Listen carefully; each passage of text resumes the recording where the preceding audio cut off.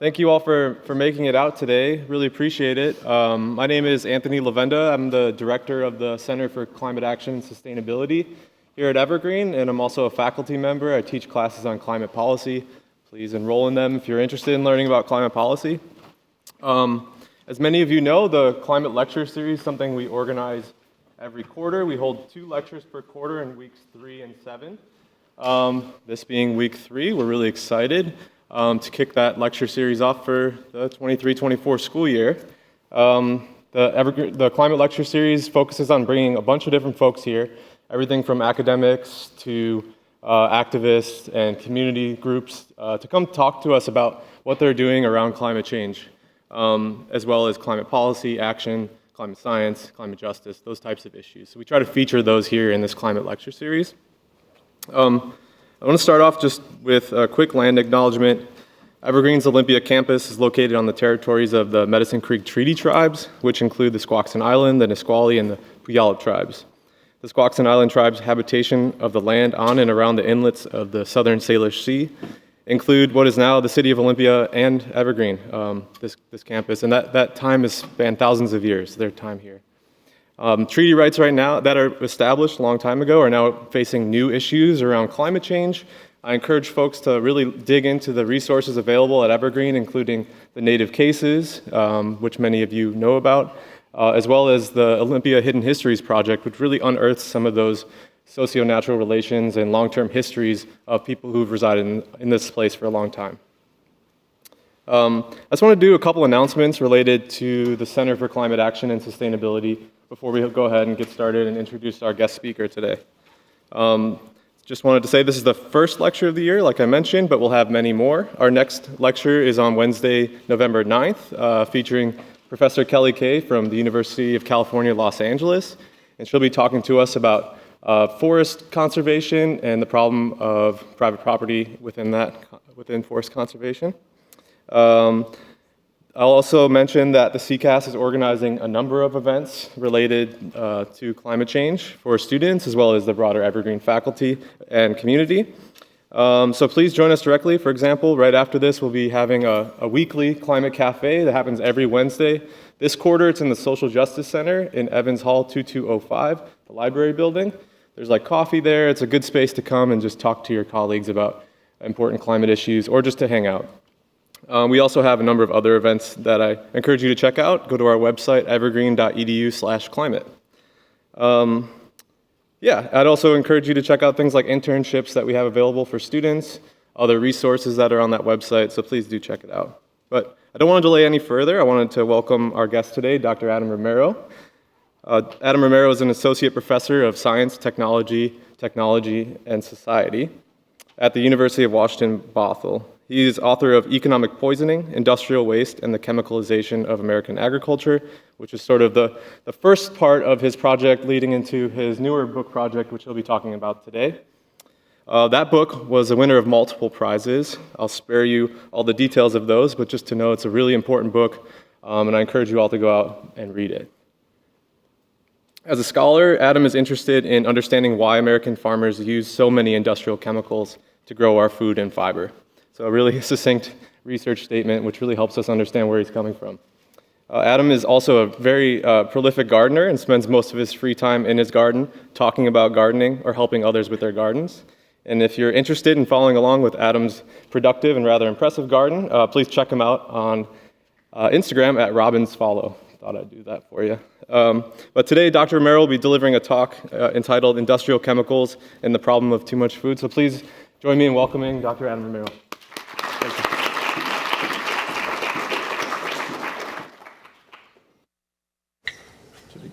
All right, everyone can hear me. Yes, thank you for the kind introduction. Like I said today, hold on.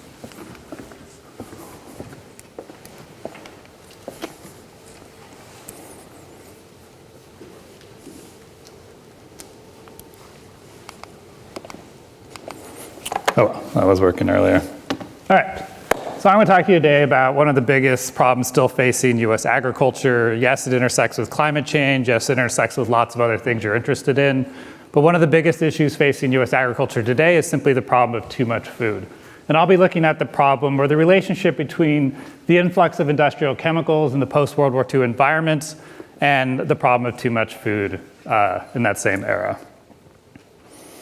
So if you've been reading the news lately, or at least the news that I read, there's been a lot of chatter about Chinese purchases of corn this year. Right, the Wall Street Journal has gone on to call it the end of US corn in China.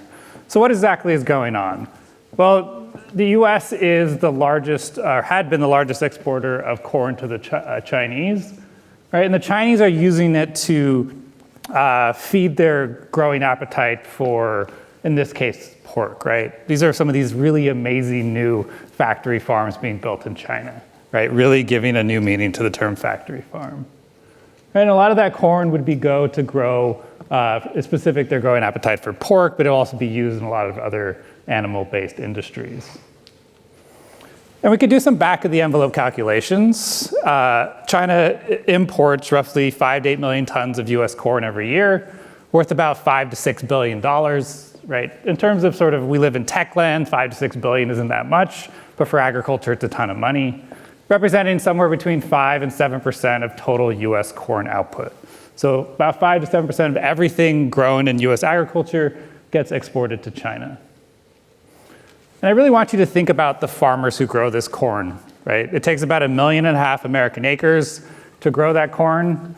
Those 1.5 million acres are some of the most productive agriculture in the entire world, right? This year, moving through 200 bushels per acre, on their way to 300 bushels per acre by the end of this decade. Right, but to grow that corn and to be so prolific takes a lot of chemicals to do so, in this case specifically ammonia, or anhydrous ammonia nitrogen fertilizer. It also takes lots of pesticides to grow that as well. And increasingly it's taking more and more water, particularly in the sort of western corn growing states beyond the 100th meridian. Right, more and more water. Lots of inputs to make US agriculture some of the most productive in the entire world. So what is the chatter about, right? Well, part of it is that the corn, that's grown in the US is eventually going to be shipped across the world. It's going to end up in a silo like this. And I like this picture because you can see 2 different corn harvests mixed together. I guess I can use this. One there, one there. And that's going to move by, of course, train to the export to the coast, where it'll be exported on its way to China, right? China grows an enormous amount of corn.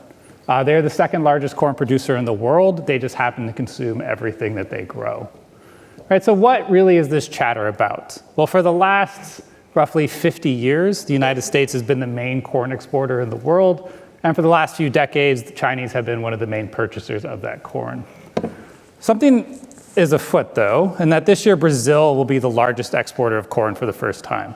Right, for most of you, that probably doesn't matter too much, but this really matters for American farmers. Right, corn production has doubled in Brazil over the last 10 years. I want you to actually think what about that means. In 10 years period, Brazil doubled the output of corn.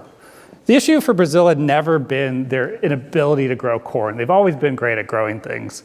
It had been infrastructure, right? So it's part of the reason I showed you those infrastructural slides of moving corn off the field is that Brazil hasn't been able to do that very well. But over the last decade or so, Chinese investments into Brazil has essentially resolved that bottleneck.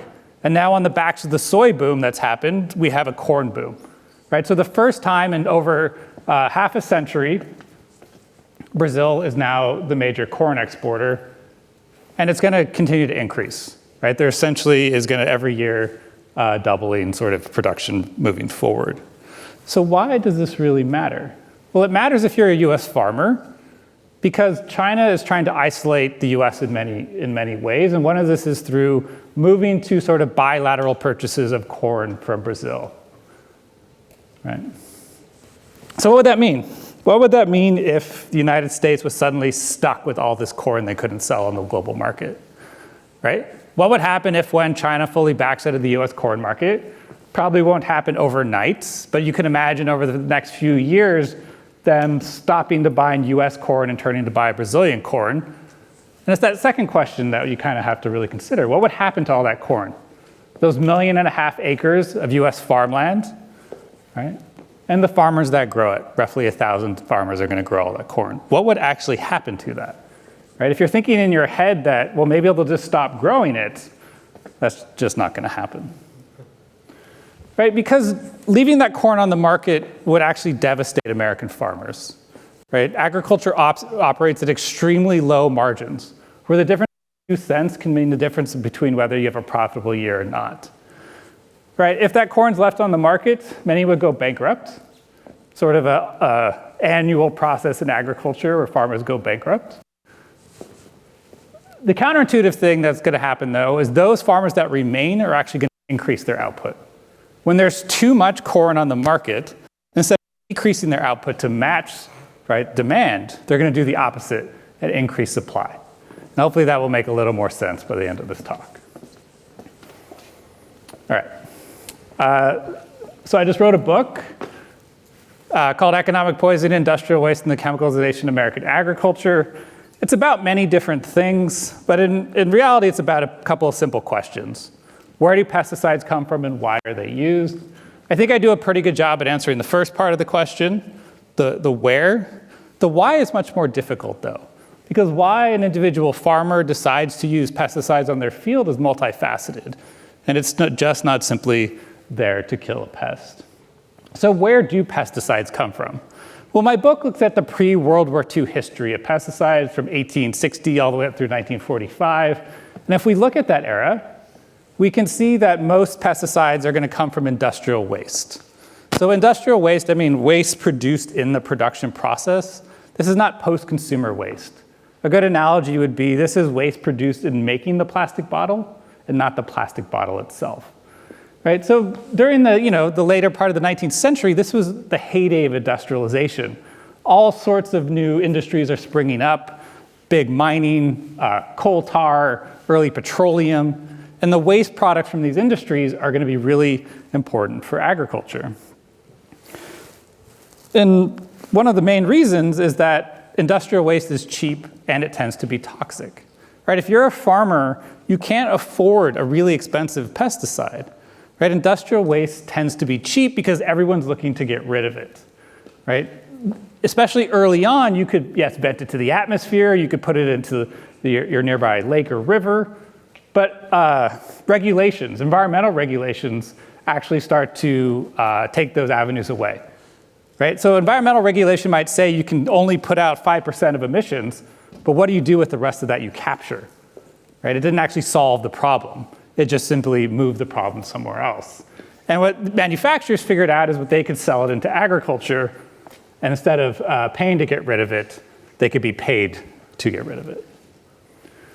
Thus, we can think about this action in sort of twofold. So here you have a crop duster in the mid-1920s spraying arsenic. Arsenic is a waste product of copper manufacturing or copper mining on cotton.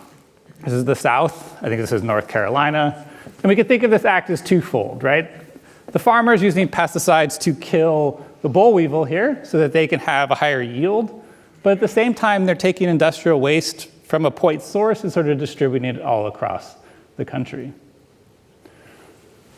Part of the reason what makes agriculture such a great place to put all this toxic waste is it needs it, right? As agriculture started to industrialize, it started to run into lots of different problems, right? You, a lot of kind of know this. What happens if you plant the same crop across wide acreages over and over and over? You exactly create the conditions for insects and pathogens to sort of integrate themselves with it.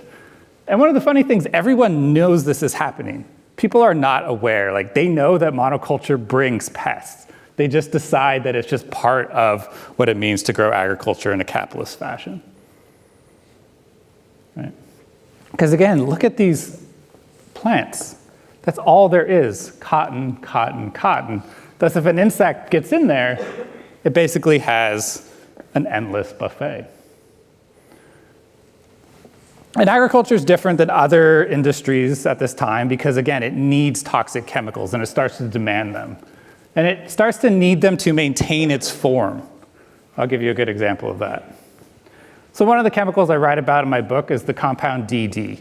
I'm sure most of you haven't heard of this. You probably have heard of DDT and things like that. They get a lot of play. DD, I would argue, is much more important than DDT. DD is a soil fumigant. It was developed in the late 1930s by Shell Chemical Corporation. And DD did something that no other chemical could do. So I talked to you about monoculture. Monoculture has a spatial aspect and it has a temporal aspect. Right? You plant a lot of the same crop in wide acreages, but the same crop year after year. But when you do that, you start to build up pests in the soil complex. You start to build up pathogens in the soil complex. So by the 1930s, all across the world, in places with these longer histories of intensive production, Hawaii, right, cotton growing areas of the South, tobacco growing areas of the Southeast, California Central Valley, right, places in Australia, all had basically soil that had become, in their words, so sick that commercial production was not even possible. The continuous production of crops over and over was making the soil unable to be useful in commercial agriculture anymore. So what did DD do then? DD allowed farmers for the first time to go underground. Right? It allowed farmers to chemically sterilize the soil. And by doing so, it allows monoculture to operate today. Without compounds like DD, which is still one of the most widely used pesticides in the world, right, industrial agriculture pretty much couldn't function, especially in a lot of the intensive growing places that we have today.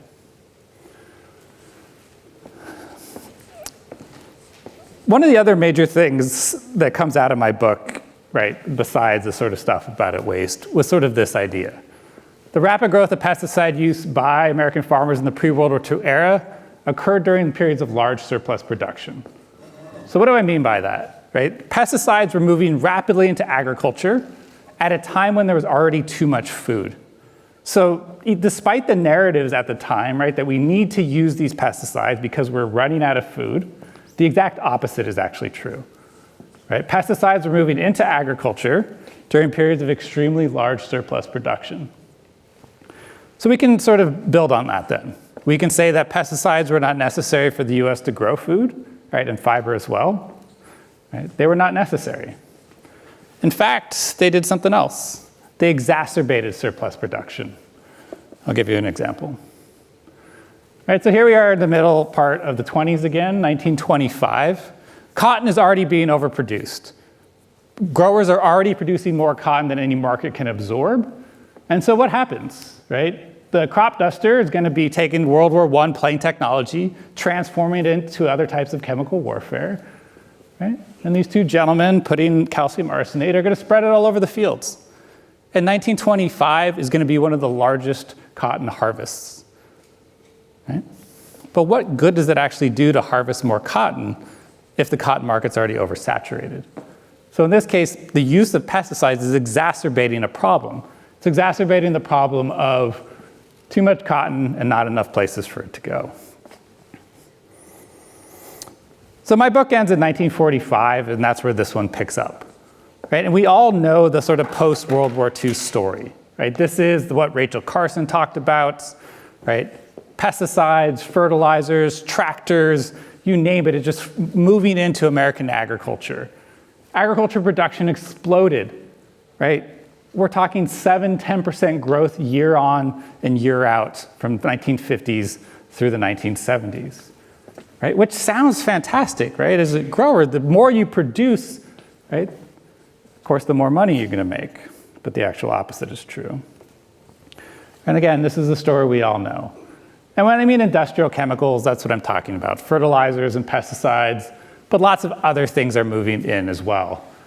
New types of solvents, new types of lubricants, lots of different things are moving into agriculture. Right? And a lot of these technologies were considered miracles. And some of them were. Right? You're a farmer in Eastern Washington growing wheat, right? And suddenly these new technologies come and your yields double and triple. But what good does it do to triple a farmer's yield if the market's already oversaturated? From an individual farmer standpoint, it's probably great, right, that you could produce more. But it's possible that you could multiply your crop yield and still come home from market with less money than you did without using those fertilizers. The issue is that agriculture production exploded, but consumption did not. Right? Was the US population growing at 10 to 12% a year? No, it wasn't. Right? There was no place for that food to go. Right? There were simply way more farm products then there were massive markets for them. Right? Where do we put all this stuff? So one of the big issues around food is it's what economists call extremely inelastic. And all this really means is that you all roughly need somewhere between 2,000 and 3,000 calories per day. Right? If food gets cheaper or more expensive, that doesn't really change. So for instance, if food got really cheap, you wouldn't suddenly start eating 5,000 or 10,000 or 20,000 or 50,000 calories per day, would you?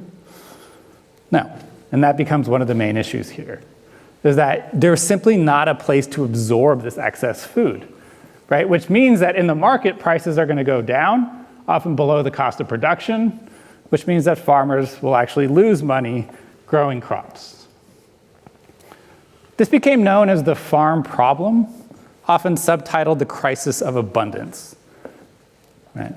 Especially beginning in the 1950s, this became the problem that America's farmers were facing. Right? Edward R. Romero is presenting this one. A mountainous farm surplus, depressed prices, and declining status of the family farm today present, in the words of President Eisenhower, a direct threat to the well-being of our people. Right? So after World War II, despite all these technologies, in fact, because of these new technologies, farmers were having a hard time making ends meet. Simply, there was way too much food and nowhere to put it. And that became known as the farm problem. A problem still around today. And of course, the government's not going to sit around and sort of just let this happen. And this is where I'd encourage you to be creative. What would you do with all this excess food just sitting there across the country? You got excess wheat in Washington, excess cotton down south, excess tobacco, excess corn, excess almonds, excess cherries, excess citrus. Right? What would you do with it? How would you sort of resolve these issues? I'm sure some of you out there might have thought, well, let's turn it into something else. Right? Let's take that corn or sorghum and make alcohol out of it. Right? Which is going to happen, right? Especially after World War II, corn and soy is going to be turned into hundreds, if not thousands of different products. But again, it's not going to be able to absorb, right, the growing amount coming off America's fields. You could, for instance, grow more meat, and this is going to happen as well, right? Meat production is going to expand rapidly in the 1950s. Americans are essentially going to double the amount they eat throughout the decade. But again, this can't absorb the amount of food coming off. It takes about 18 months for a cow to be born before it can enter a CAFO, right? It takes a long time to sort of ramp up production. You could be really, really creative and create an entirely new type of meat. Right? You're all used to eating chicken. Chicken is relatively new. Prior to the 1950s, people did not eat chickens. Chickens were used for eggs. And during the 1950s, a group of grocery stores, along with a bunch of feed mills from the north, got together and sort of bred a chicken, known as the chicken of tomorrow, that became the basis for which the chicken is today. So you could literally create a new category of meat to absorb a lot of this excess, which happened, both excess capital and excess feed here. But this ran into another problem, and that this became overproduced. So then chicken growers couldn't make any money.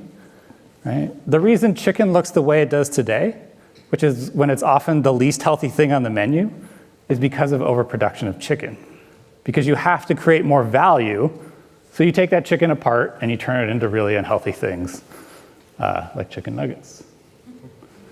You could try to give some of that food away, which happened quite a bit, particularly in the South during the 50s, known as the school lunch program, still around today. Right? But this is costly. For those of you who are interested in trying to give away food, it's actually not as easy as you think. Think about it. This will take money and coordination. They'll have to bring the food in. They'll have to process the food, make sure the food is stored correctly. Right? It actually is a costly program. And this happened. But again, it could absorb nothing, very little of what was coming off America's fields. You could try to give it away overseas. Right? The 50s and 60s were times of famine in other parts of the world. So you could create new laws, for instance, like PL 480, in which the United States would give away food, right, to these famished countries. Right? But in my reading, this has nothing to do with famine. This is all about satisfying the American farmer and figuring out ways to dump a lot of our food overseas. You could think about the supply side, right? If farmers are producing too much food, which means collectively they're hurting themselves, they're dragging down prices, well, let's just decrease the supply of food on the market. And that was tried. This is the Conservation Reserve Program, which is around today, in which the United States government, through your tax dollars, pays farmers not to grow food. Now it's on sensitive land, usually, right, as a way of reducing supply and getting the market to sort of equilibrate. This began in the early 1950s, known as the Soil Bank Program. But this is where we got to think sort of counterintuitively again. The Soil Bank Program is going to be designed to decrease supply. But the opposite actually happens, right? The opposite actually happened, and I'll get to that in a second. You could ask farmers to grow other crops, which happened quite a bit in Texas in the 50s and 60s. This is sorghum, right? Sorghum hasn't become the sort of dietary staple they wished it would have been. But they ran into other problems as well. The sorghum market quickly became saturated. Where does this stuff even go? It was for animal feed, most of it. Well, then it's competing with other animal feed on an already oversaturated market. So moving to sorghum didn't really do too much either. Farmers, of course, didn't stand by. They collectively decided to try to do things about this, right? If we can somehow control production and grow less food, then prices will go up and we'll be better off. But in order to do that, we have to collectively decide to not grow as much food, which is actually kind of hard.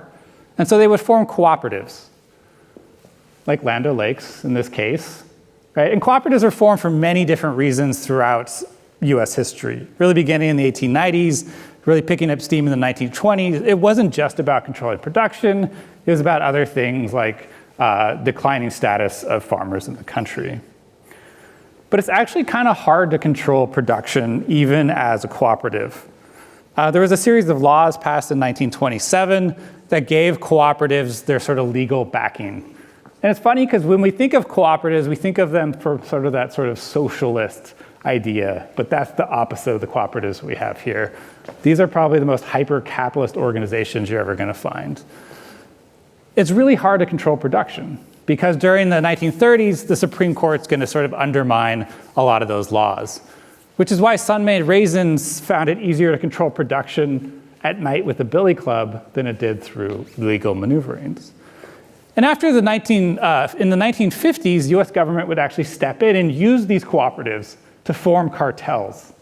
They would be US-backed cartels around pretty much any fruit, walnuts, cherries, raisins, where the US government wouldn't stop the growers from producing. What they would do is they would come in and basically confiscate their crops once they're done. People didn't like that. That was that way all the way through 2015 when the Supreme Court overturned what are known as marketing orders, where you could grow the food, you just weren't allowed to sell it. Perhaps one of the best ways to remove food quickly from US farms is the grocery store. The modern grocery store is going to be developed after World War II, and the grocery store, anyone work there? I used to work at a lot of grocery stores. The grocery store model itself is based on turnover, which means the faster you move products through the store is really the only way grocery stores make money, right? And so there are a lot of things behind this as well.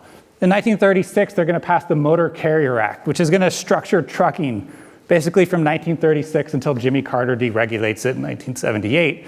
It's going to set freight rates for every single thing moved in this country except for agricultural goods. And it's going to do that to drive competition, to move food as fast as you can from US farms to food processors, into grocery stores, and into your home. Food waste is a brilliant way to remove a lot of this food from US fields. Food waste is bad, isn't it? It takes resources. Think about the labor it took, the greenhouse gases produced. And we all roughly waste 30 to 40% of everything we buy. And if you take processing into account, it's even more. But think about what a great mechanism this is for actually reducing farm surplus. You all learn to waste food. right? And grocery stores are part of teaching us how to do that. Imagine now that 30-40% of all the food you buy goes back onto the market, right? You'd be devastating the American farmer. Of course, lots of other things were going on, and those had to do with sort of the narratives that were sort of surrounding food. What's going to happen, it's going to start in the 1930s, the sort of peak in the 1970s, is that farmers are going to stop mattering for US policy. You're going to make consumer and low food prices the whole point of food. It doesn't really matter what happens to farmers as long as the consumer wins out. And this is a really important one, because by the 1970s, the Justice Department would also take this up. Whenever there was a challenge, for instance, to monopoly power food processors, what do you think the Justice Department would argue? It's fine as long as the consumer gets lower prices. Right? So this narrative was very powerful. You could reframe the crisis of abundance as necessary to win the Cold War. Yes, US farmers are suffering. Yes, they can't make any money. Yes, they're going out of business. But we need this abundance to crush the USSR. So it's just sort of farmers are collateral damage in that way. Right? And there's a great book on that recently called Supermarket USA that really looks at the role of the grocery store during that time. And then we get to the ultimate justification. It's population. Right? During the 60s, especially the late 60s, this became sort of the ultimate rallying cry for many on the left. Right? While you're reading these words, 5 people, mostly children, have died of starvation. Shame on you. Right? And 40 other babies have been born. This was always the ultimate justification. Yes, US farmers are suffering. Yes, they can't make enough. Yes, we have too much food right now. But in the future, someday, right, all these brown and black hungry people are going to come here. Right? And then what will happen? Good thing we're producing too much. One of the things that's really surprised me as I've been starting the research on this project is the number of farmers that ask this basic question. Can we slow down technological change? Right, so this is the 50s and 60s again. Basically every year is a new technology, especially in agriculture. New seeds, new irrigation technology, new chemical technology. Can we just slow this down, right? And maybe that will help reduce some of the oversupply. Right? Farmers understood that the rapid adoption of the agricultural technologies, especially industrial chemicals, undermined actually many of the government's responses to overproduction. And I'll give you an example. So in the 1950s, the soil bank program was developed to reduce supply of crops on the open markets. So imagine you're a farmer. You have 100 or 1,000 acres, it doesn't really matter. The government comes to you, say, we'll pay you to take 10% of that acreage out of production. Are you going to take your best acreage out of production or your worst acreage out of production?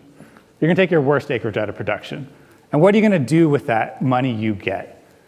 You're going to buy more fertilizer with it, and you're literally going to plow that into your other acreage, which resulted in yields actually going up as acreage went down due to the soil bank program. Farmers understood the sort of contradictions in policies at the time. So on the one hand, you have the US government subsidizing the growth of technology at land-grant institutions, right? We have ours at Wazoo, right? Where I did some of my schooling, University of California, subsidizing the development of this technology. And farmers were just simply asking, can we just slow it down? We don't actually need a lot of this stuff right now. You're sort of forcing it upon us. It's a contradiction in policies that part of what I'm writing about, and one of the biggest contradictions comes around petrochemicals. Right? Because everything was designed in the post-war period to grow petrochemical use. And part of this is still hard for me to wrap my head around. That petrochemicals would solve all the world's problems. Racism, we got petrochemicals. Poverty, petrochemicals.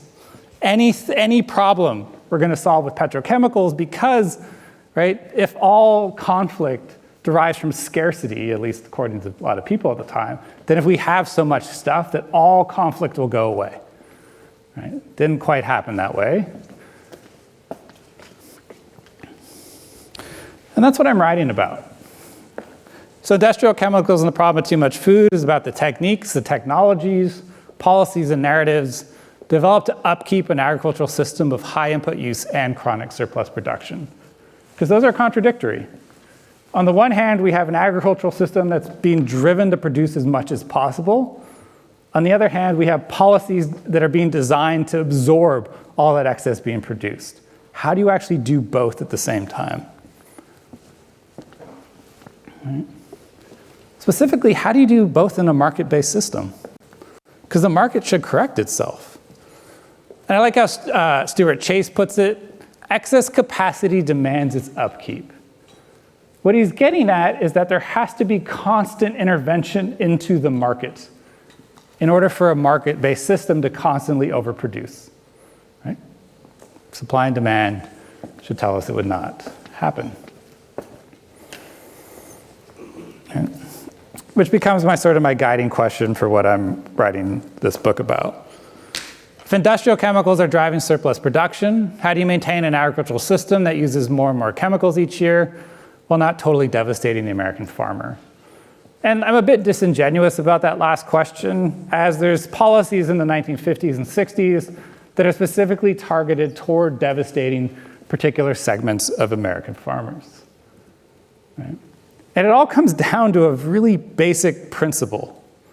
Right? As a farmer, you need money to buy chemicals, but you also have to sell your crop for a profit to have money to buy chemicals. So how do you buy chemicals then if you're selling your crop often for below what it costs to produce? Let's go ask a farmer.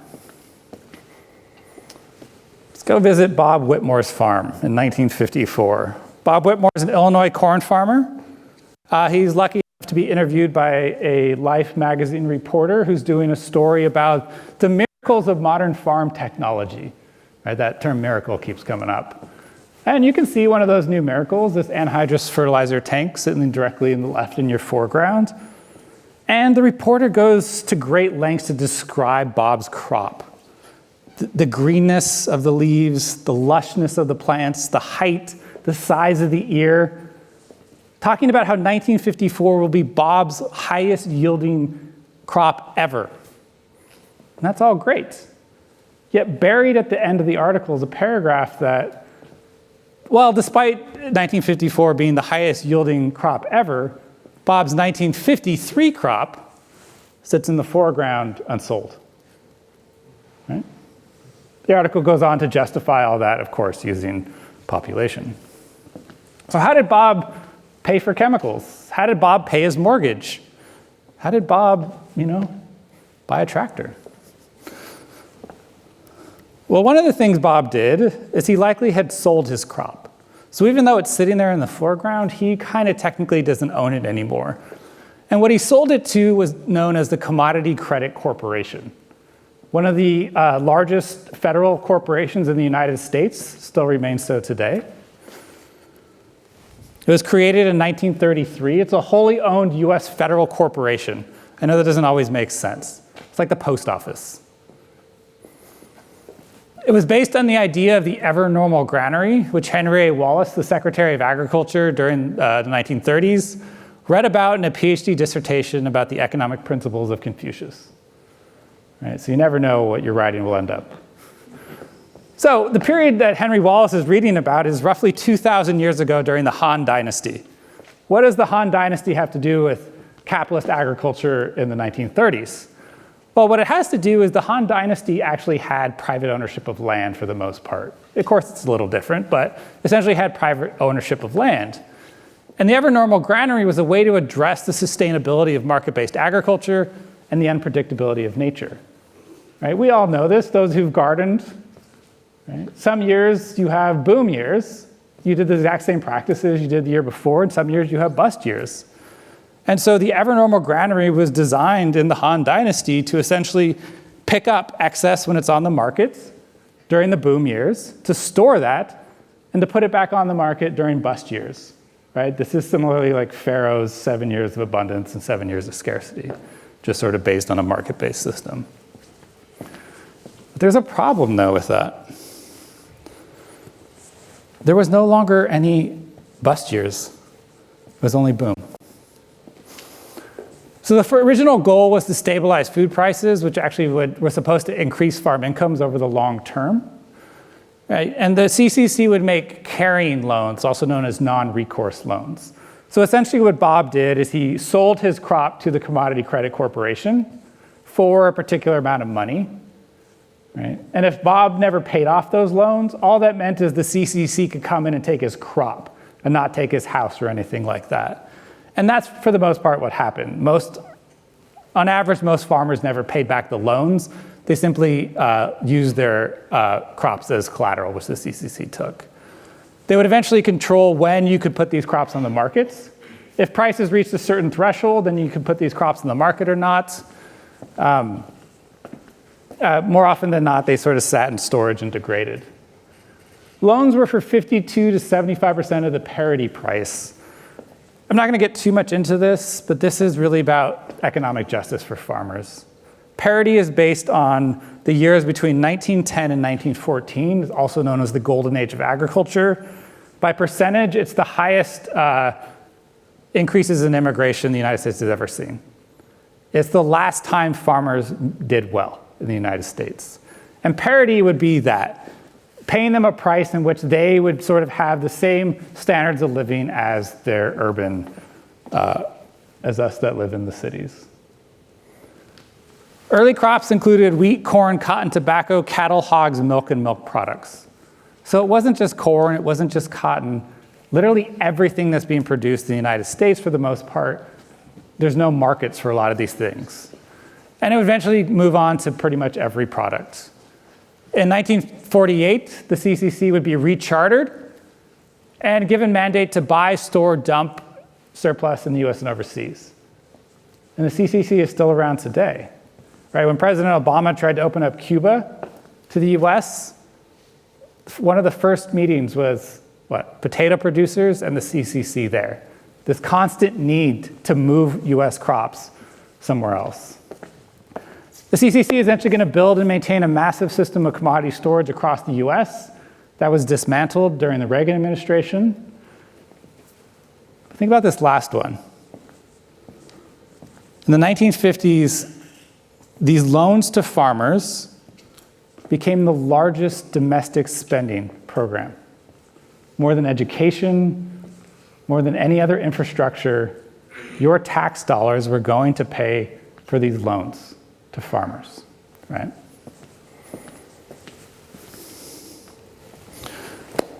And of course, race does play an issue here. The ability for farmers to get these loans was determined at the local level. These are regional offices. So what does that mean? It means that only certain types of farmers were prioritized. And I want to be careful here because I haven't done all the research on this, but I know the end product. Right? Who could get these loans? Who was credit worthy? Right? People might have heard of redlining. There's sort of be a similar practice to this, but I don't know the exact mechanism. Who was credit worthy in the post-World War II environment? It certainly were not the brown, black, or native farmers out there. All right. I just want to use one example to show you some of the absurdity of the sort of system that we have. I see some people old enough to remember government cheese in here. So what I remember from my childhood, my young childhood, is how bad it was. Processed American cheese stored for years.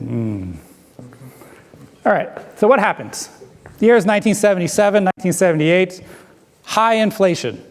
The Carter administration wants to figure out ways to reduce that burden on the American household.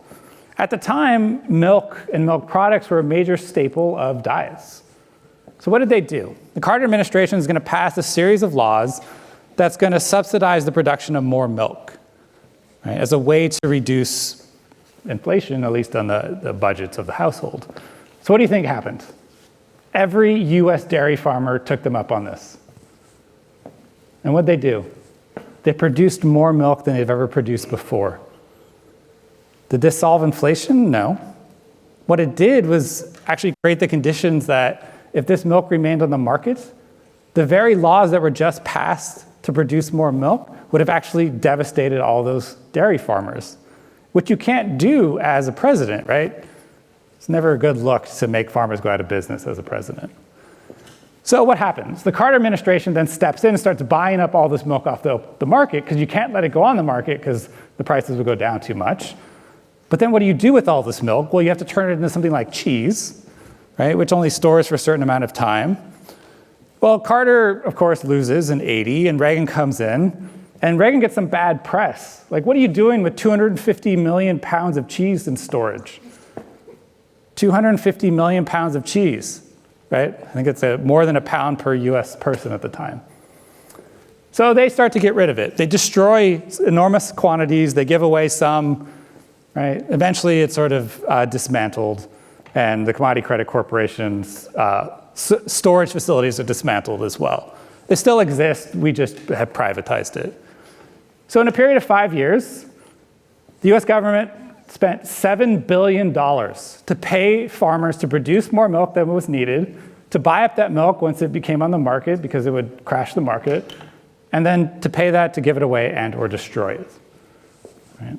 That sort of sums up the Commodity Credit Corporation and the role it's played. Which is why it's both a financial technology and a political technology. There's a reason that no US president has ever really touched this, right? Because you really can't.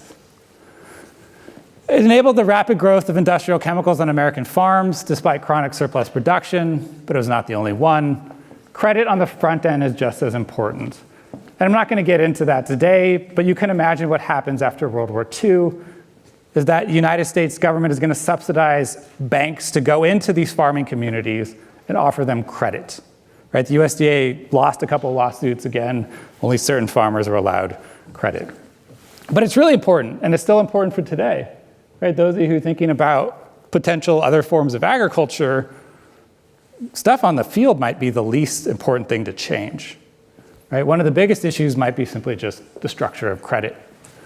For example, if a farmer depended on a crop being harvestable to pay off private bank loans, then industrial chemicals were key to making that possible. And by the 1950s, it's written into loans. So if I wanted to take out a loan to buy a tractor or to pay for seeds, I had to specify my practices. And I could not get that loan if I didn't specify that I was going to fertilize and spray with pesticides. So my book ends here in 1985 on stage at Farm Aid. Again, maybe a couple of you out there who are old enough to remember this. What was going on in 1985? Farmers were going out of business, left and right. Interest rates were going through the roof. Fourth, fifth, sixth generation farmers losing their farms. Everyone's sad.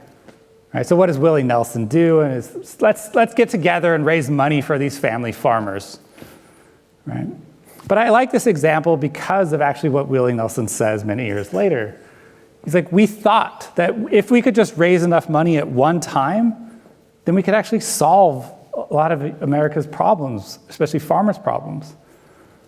But that's not the case, right? Because you couldn't change the structure simply by paying off the debts of a few different farmers, right? Which is why you still see this term parity, right? When we think about economic justice, we're not thinking about these sort of people.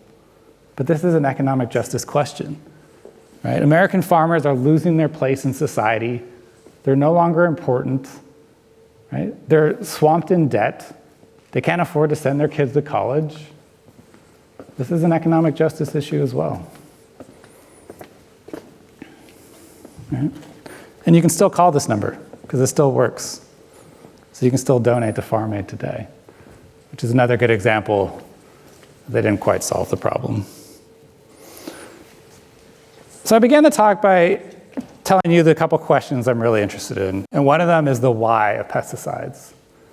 Right? Why do these farmers use fertilizers and pesticides in increasingly amounts?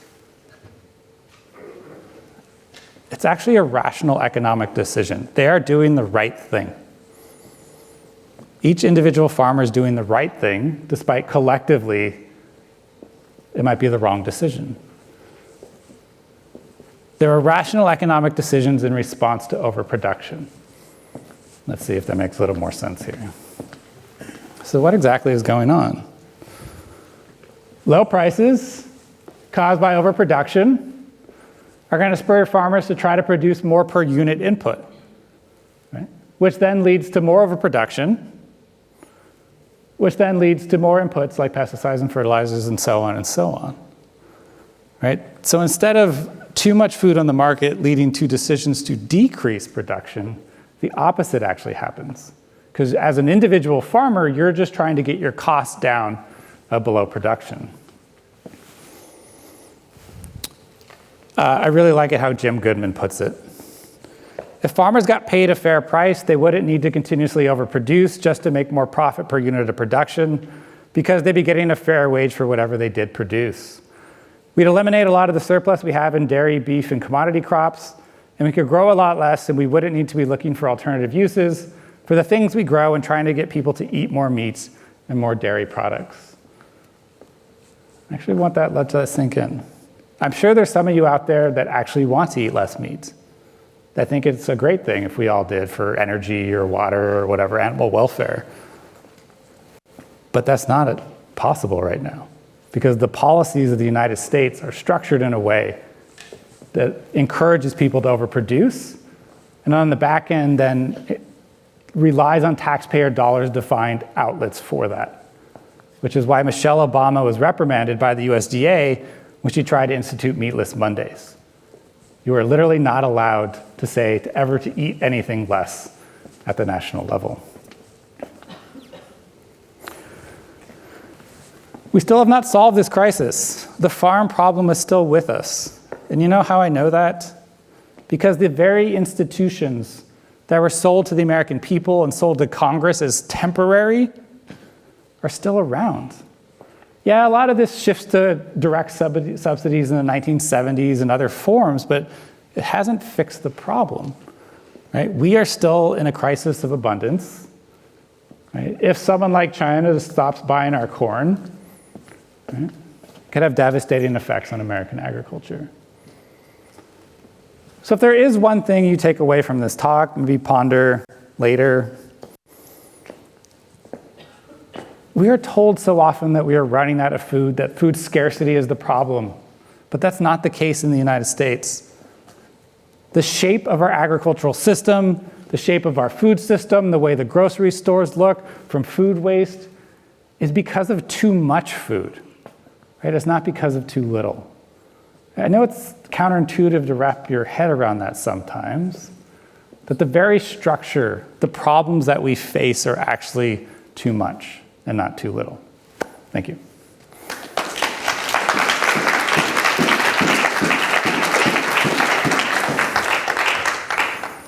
Okay, thank you so much, Adam.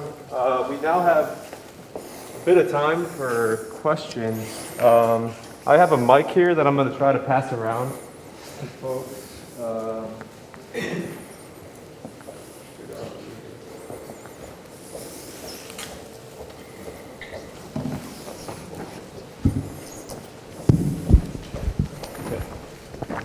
If there's any questions, I'll just ask.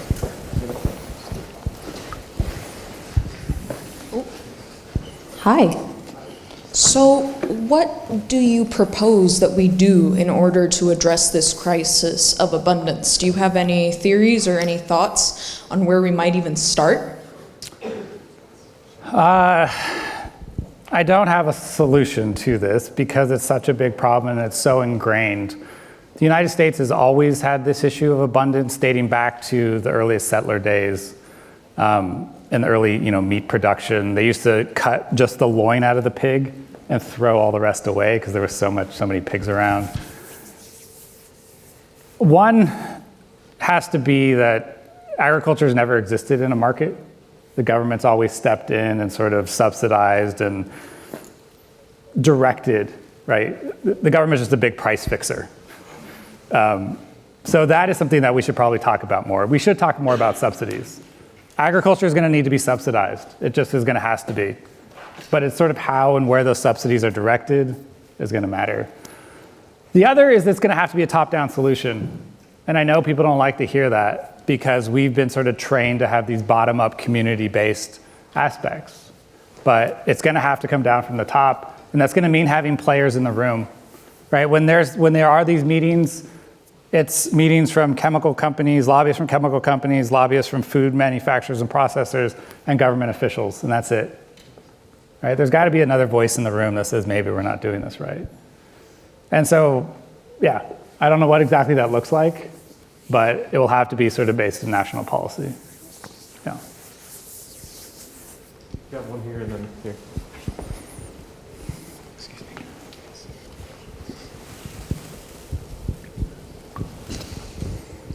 What would your comment be about the regenerative agricultural food movement in the United States and how that is aimed squarely at the petrochemical industry, and also about valuing farmers for what they do in a natural, more resource-based manner?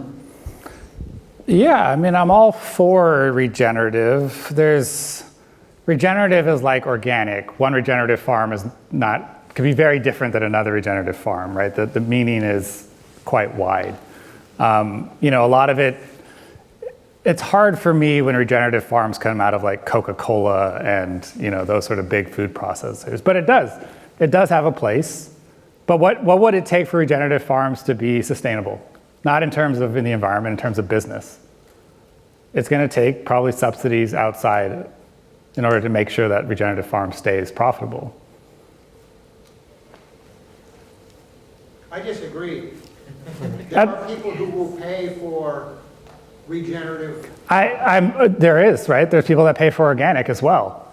But organic didn't shift the markets. Organic actually did the opposite and created a new value-added place for food processors to move into. So once regenerative agriculture does the same thing, you'll be owned by the same people, right? There's a reason why all the organic food now is owned by the very same people that grow the conventional food.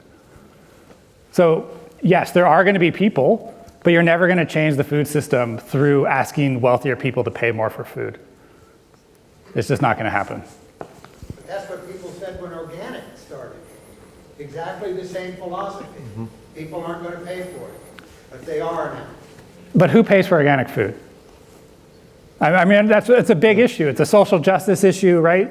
Wealthy people are driven it. Who were the organic farmers? They were wealthy city people who went out and built these farms for the first time. Yeah, I'm all for organic food. I grow food organically and regenerative or whatever the new buzzword is. But I'm talking about national policy and national food here, right? Regenerative is a little tiny piece. Organic is a little tiny piece. Most of the food grown is grown in these matters in the United States. I'm curious what your point of view is on the increase in chemicals and what that does to the health of our planet. I mean, it's bad. I mean, I don't know. I mean, I used to study a lot more chemical policy and chemical stuff, but we don't know what most chemicals still do to us. I think there's 80, 100,000 chemicals grandfathered in. The new TSCA was supposed to help analyze those, but I think it's analyzing 6. We don't know, right? We're entering a world in which we're just seeing the effects of chemicals that have been sprayed for over 100 years, right? Endocrine disrupting chemicals, right? These things that people hadn't come up with understandings of yet are still around. And because we in this country use us as experiments, right? This dates back to the 1910 and what's it called? There's an act passed in 1910 that tried to not allow contaminants in food, but they sort of figured out that it would be impossible to enact. And so they gave it to, how to phrase this, they allowed businesses to continue putting the stuff in food unless there was a public evidence of harm, right? So yes, should we spray all these things on food? Probably not. But who takes the brunt of that? It's not consumers. It's not consumers at all, right? Yes, your strawberries may have some organophosphates. It's people that work in the fields that take the brunt of this. But it's not just, organic uses a lot of terrible things too. Organic production uses something like copper sulfate, which is a liver toxin. right? My students are always shocked when I show them crop dusty and organic food, right? These are trade-offs here, and so ideally, right, we would have better chemical regulation, but that is something would really need to change. Yeah. I also want to say I'm not averse to using pesticides. There might be some situations in which they might be necessary. Same goes for chemical fertilizers. Organic cropping systems have all sorts of problems because of their reliance on compost. Right? Where I did a lot of work on the central coast of California, right? The organic strawberry systems are moving into what's known as phosphorus poisoning.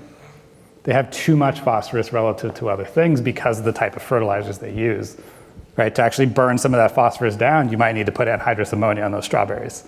But that's just not going to happen in an organic system. Yeah.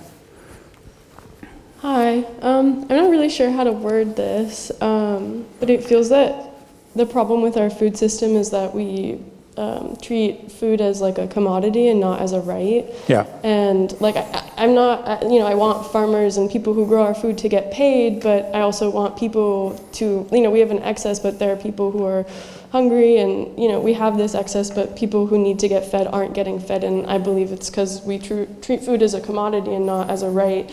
And so like, do you see maybe taking money from other markets like the military or policing and using that to pay farmers instead, or like what?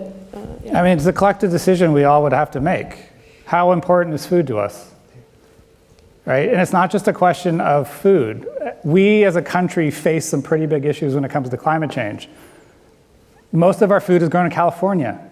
California doesn't have as much water. Do we collectively as a country want to continue to subsidize the production of food in California because it's a little bit cheaper per unit? We could grow a lot of food here. We could grow a lot of food in all these other places, right? But these are collective decisions. And yes, I think you hit on something. Maybe food can't operate in the way that other commodities do. Same goes for water. Like maybe that's where we are. And that's what I mean by we have to think about the subsidies that we give to food. It's not just the direct subsidies that we pay farmers, it's the subsidies for technology, the subsidies for electrical use, right? California spends enormous amounts of money just to move water for irrigation, right? These are all subsidies. The dams that were built, the largest welfare project in the world was a subsidy for California agriculture. That's great. I'm actually for subsidies, but let's actually think about where they're going, right, and be open about some of these things. And maybe it does come from the military. I don't really know, but this would have to be a collective decision, right? Hi, this is mostly just like clarifying that how I'm synthesizing this lecture is accurate, so I'll be repeating a lot back of what I heard. I don't have necessarily a very specific, succinct question. Is that all right? Cool? Yep. Okay, sick. Okay, so what I'm understanding is like the catalyst of this problem of too much food was a combination of having technology and having too many chemicals that needed to be dispersed in a way that found a loophole within government regulation. And so that was to sell the chemicals to farmers. And then that was partnered with having post-World War I technology.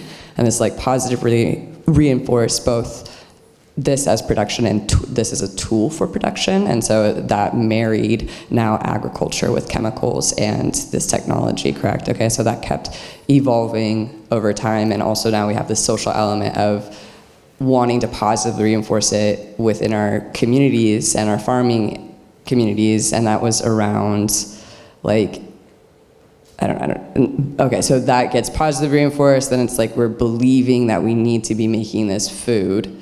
And then we have overproduction, right? And nowhere to put it. And so can you tell me when exactly was that? The crisis of abundance was 1950s. That's when it got the name, the crisis of abundance, yeah. Okay. And then, recognizing, so that's kind of when that was the recognition of crisis of abundance and how to address it, turning it into alcohol, turning it into feed, creating chicken, basically, and giving food away. All of these were not as effective as what happened with the CCC, which was to ask farmers to grow with the CCC, their solution, to grocery stores. So now we have this mechanism. One of the solutions, Okay. what I didn't talk about is a lot of the food that the CCC buys goes to waste. They just throw it away. It degrades in quality. That's why they Okay. end up having to build a lot of storage, or it's just never used, and so it's just disposed of. Disposed. Okay. Okay, cool. Thank you. I'm going to stop asking questions. Thanks. We got Ted. Okay, hi, I'm Rachel. I just had a quick question. Do you think that perhaps the problem is that large corporations and monopolies are also a thing? Because I know, like, Absolutely. yeah, because like some companies such as like Monsanto and stuff like that have a really big grip on agriculture, and I was wondering if you think that decentralizing a lot of that would help at all? Yes, and that's partly why I mentioned that narrative shift around food, not farmers. It begins in the 1920s and 30s after World War I, when a bunch of people government officials who worked during the war came home realizing that food, not farmers, would win the next war. And that ends up being World War II. But what happens is between the 30s and the 1970s is agricultural economists reframe the whole point of US agricultural policy around cheap food, cheaper and cheaper and cheaper food. And that begins to inform everything across the entire US government, including the Justice Department, who is responsible for enforcing the Sherman Act, right? Yeah, why haven't we there's only 4 grocery store chains in the US, right? There's only a couple food processors, there's a couple major chemical companies, right? Antitrust law in agriculture is not about competition. It's about food prices. So yeah, I think a lot of should be part of it. It's just not going to be part of it because who wants to have consumers pay more for food? Nobody. Not many people do, right? Especially if you're a policymaker, right? Who is going to get on that soapbox and say, everyone pays another 10% for food? So yes, I don't know how that gets enforced, but part of it is shifting the narrative away from food back to farmers, I think. I've been in food studies for my whole life. And I'm amazed at the number of food studies programs that don't really talk about farming. They talk about the back end, right? The eating and all the other stuff involved in it, right? But the farming aspect really matters. So earlier you were talking about, you were talking about top-down solutions. So basically, like, could our government maybe, or like some entity pay off the debts that have been incurred to the farmers by the Credit Commodity Corporation? And then could the government possibly take on the task of paying the farmers and like switching over essentially where their income is coming? Because it seems like they're just stuck in that vicious cycle of overproduction because they have to keep buying the chemicals and they have to pay off their debts. And in a way, they're the most overproductive industry in our country. And then they're like just eternally in debt, or like pretty much enslaved to their debts the whole time. Yeah, and I don't want to go too deep into this, but a lot of farmers do use the term slave. I know it's problematic, but they do use the term slave more often than not to describe the situation that they're in. When I mean by top down, I don't mean that there's one single policy that this is the way food is going to be grown in the United States. I don't mean that at all. I mean that those decision makers at the top have to provide the opportunities for diversity of agriculture across the country, right? There must be ways to subsidize food production in the Northeast, which is different than the South. The types of products or things that farmers need in Minnesota versus San Diego are going to be different, but it's those national policies that encourage or reframe food as more than a commodity are going to be necessary, I think. Yeah, the US government could step in and pay off. If you actually look at the money, it's not a ton. It's not $5 to $6 billion, right? We could call up one of those tech dudes up there and say, give me that money. But for farmers, it's a ton. In percents of GDP, I forget, we're down below 5% of GDP comes from agriculture. It's very minimal money, so it could happen. Will it happen? Probably not, right? Okay, I'll come back to you in a second. Do you see any solutions globally for this problem, or is this problem of overabundance a US-based problem? It's complicated when you get to the global situation because there are countries that don't produce enough food. But as someone pointed out, because food's a commodity, right, it goes to the people that pay the most. This is why we have millions and millions of people that go hungry in this country. It's not because there's not enough food, it's not enough money. So that's how it operates in the global market as well. And we're not the only country. I've started a new project with some colleagues in France looking at this. And I forgot the French term for butter mountains. This year, France will pay $230 million to destroy wine this year. I'll drink it. But you can't give it away, because to give it away destroys the market also. So this is what I mean. Right now, developed countries are paying money to actually deal with these problems every year, right? It's a little different in other countries because farmers in places like France also have a more collective action rather than the US. The US are more about independence and sort of things like that. What if they just canceled all the subsidies and just Yeah, there's actually advocates for this.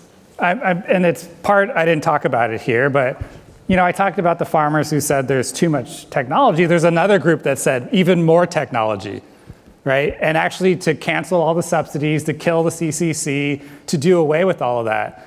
And it would actually be spectacular in how destructive it would be. But it might make the market sort of equilibrate. What you're going to do is throw big chunks of the US agriculture out of business. And that's why the politics matters. Do you want to be the president that does that? But if you did that and then you also were you're saying we're backing away from, or China's backing away from us. So if they did that, you'd already still have some extra abundance left as far as sure, 20% of the farmers now are out of work, but then now you have all these other farmers who can afford to do it. And how would you choose which farmers? No, I mean, I agree with you. These plans were actually floated. These things were actually discussed, especially in the 50s, about how to actually do this. Paying farmers to stop farming, giving them new trainings to go into other industries, paying for them to go to college, right? And that's what I mean. There was policies during the 50s and 60s to actually devastate entire farming communities because there were too many farmers around. It would be possible. All this stuff is possible if we desire to do so. It's easy. Let's take out 20% of America's farmers. But the problem might be that the rest produce even more. So what I haven't talked about is we're about to double corn production in the United States over the next decade. And it's not because of GMOs. It's actually because of plant populations. They've bred plants to grow better in smaller spaces. So cornfields are now having more plants per acre. So this problem is only going to get worse and worse. And add Brazil on top of this, and Argentina's growth, and Ukraine's growth, and Russia's, the global markets are oversupplied, right? We don't think of it that way, but there's way too much food on the global markets, right? The price of wheat is lower now than before the Ukraine war started, right?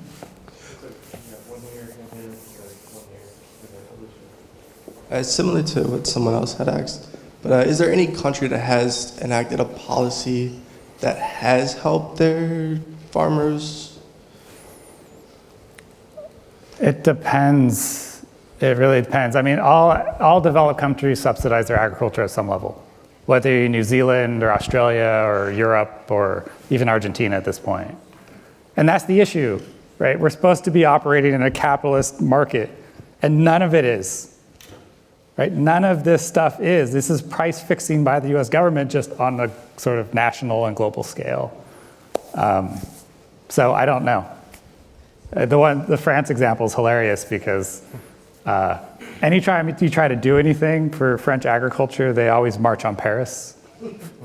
That's one of my favorite things. They try to reduce meat consumption at schools, they marched on Paris, right? It just is this tradition. So no, but maybe we need to raise farmers back up to what they actually do. These are the people that provide the food that we all eat.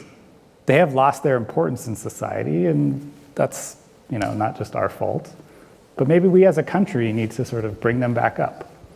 Right? This goes back to the founding of our country, right? Jefferson, these are God's chosen people. Oh. Yeah.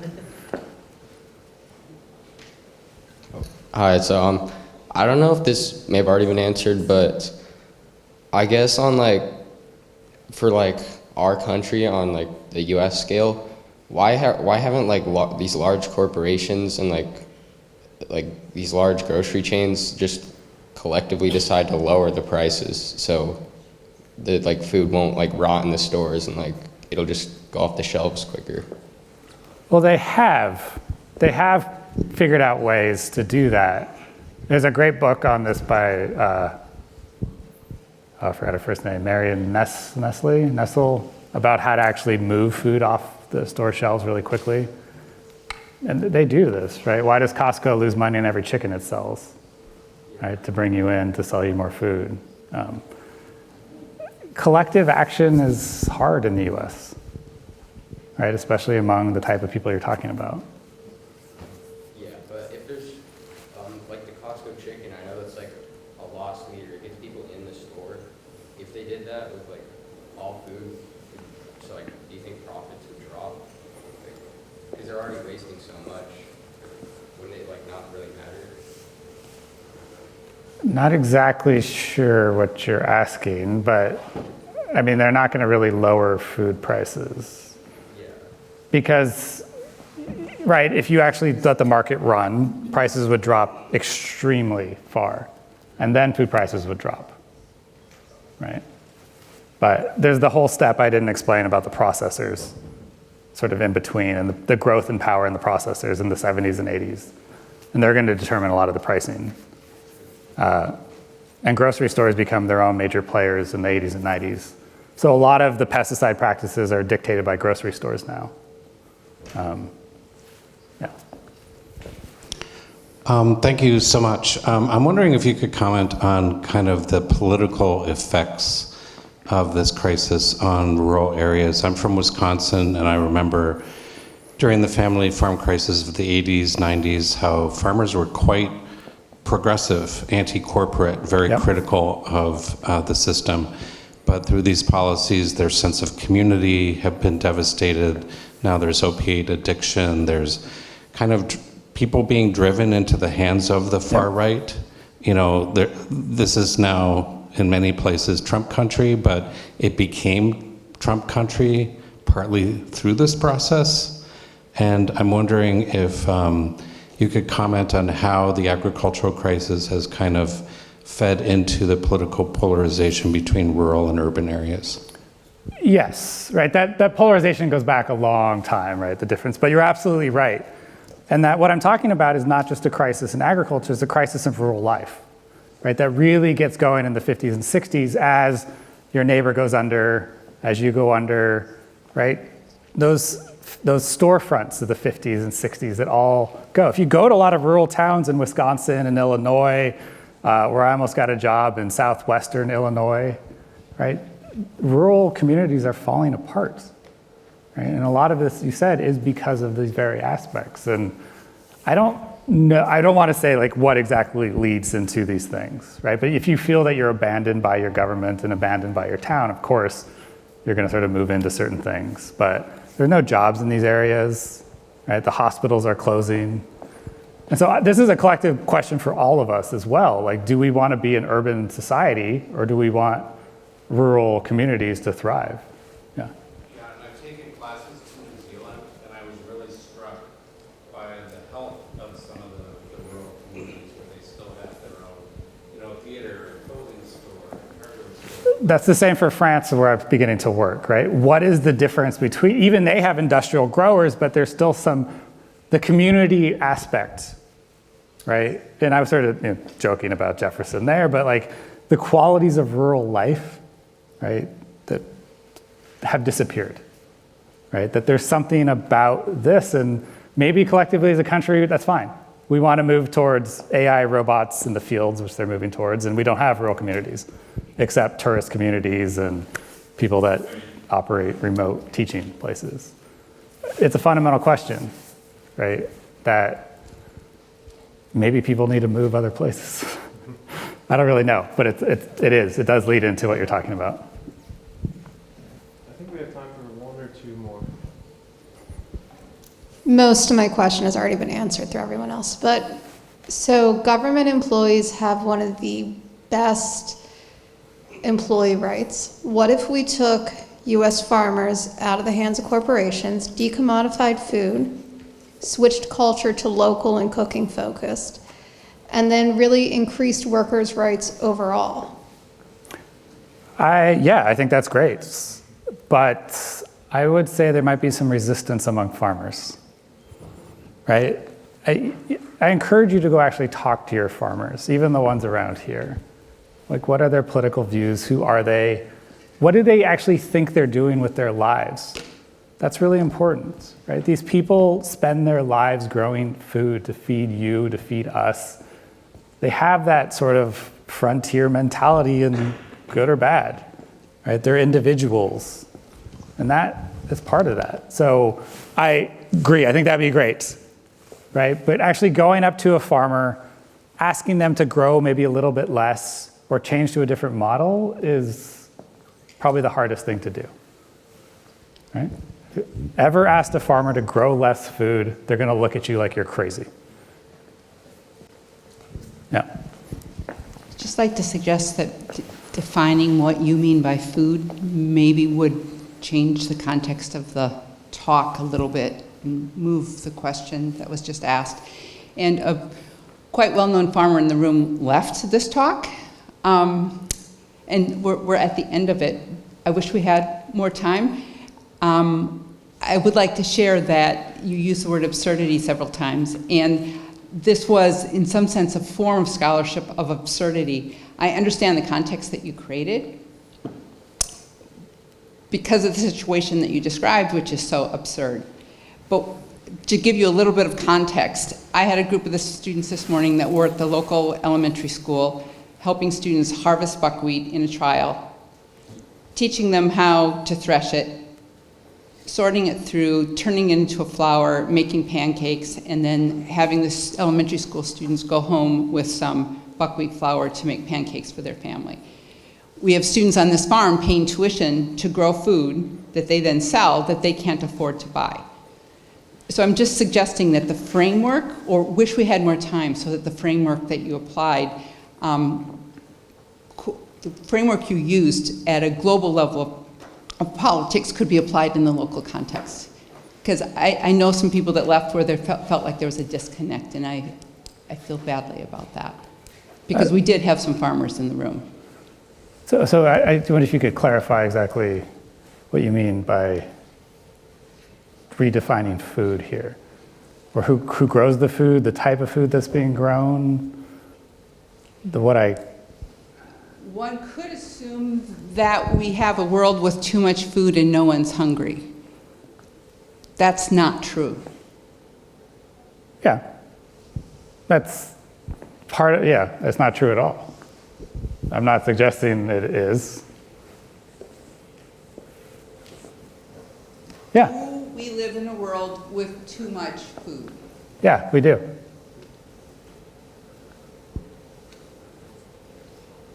For the market or for the people who are desperately hungry? Well, I'm talking about the market and national agriculture here. But it also plays out to the local system. We do have too much food, and that causes all sorts of issues at the local level too.